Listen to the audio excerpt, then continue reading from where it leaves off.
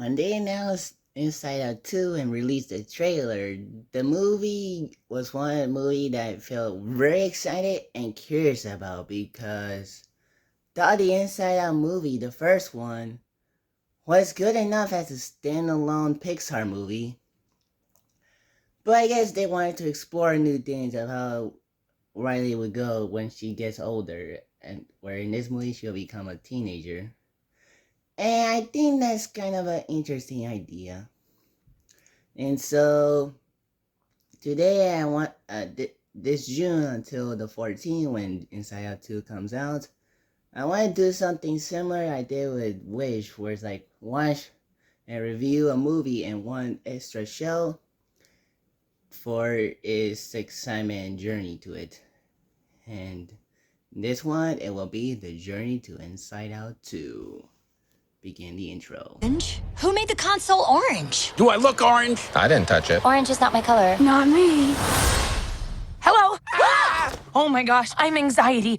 Where can I put my stuff? A new emotion. Wow. Oh, I'm sorry. We wanted to make such a good first impression.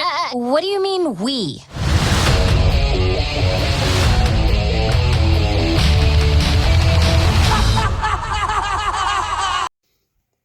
So today's Journey Inside 2 is more of a spin-off than a Disney sequel, but it's connected, kind of like Milo Murphy's Law.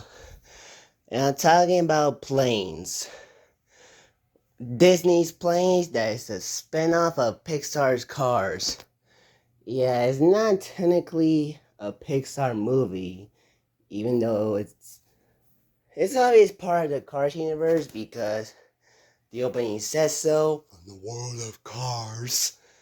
And the animation is similar to that of Cars.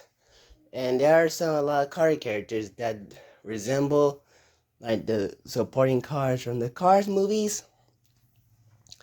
And the characters are very similar to the one from Cars.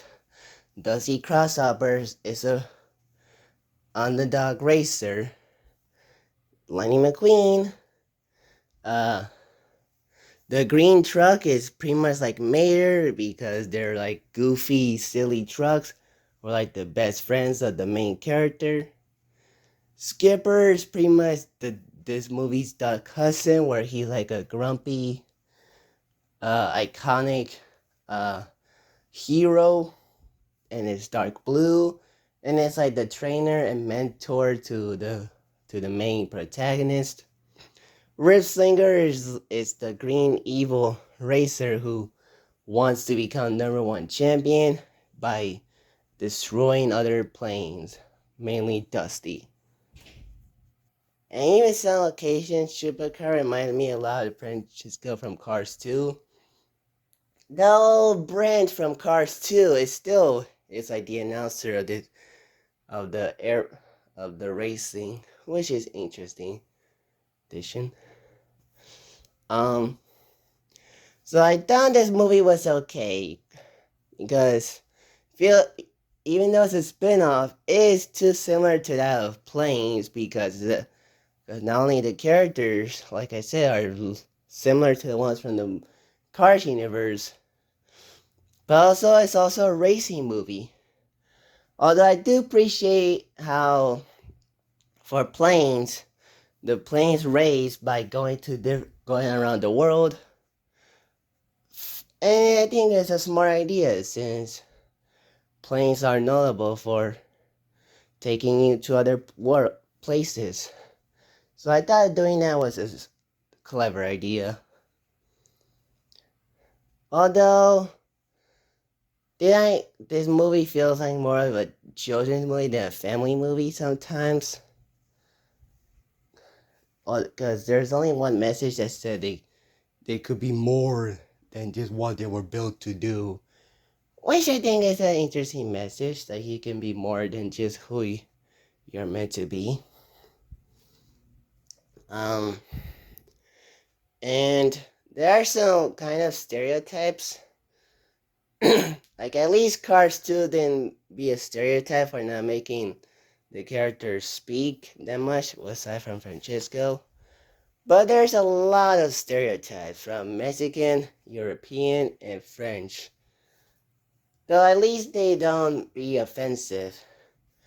They're just standard type of versions of each country. Though I do appreciate how they're very supportive of Dusty after what Rick Slinger did halfway through. That was nice. And I really enjoyed the soundtrack of the movie. It's really good. From Nothing Can Stop Me Now. That was a very good song. Like I said, the animation is very smooth. It's Disney. So I think technically Disney Tunes, but it's really, really good.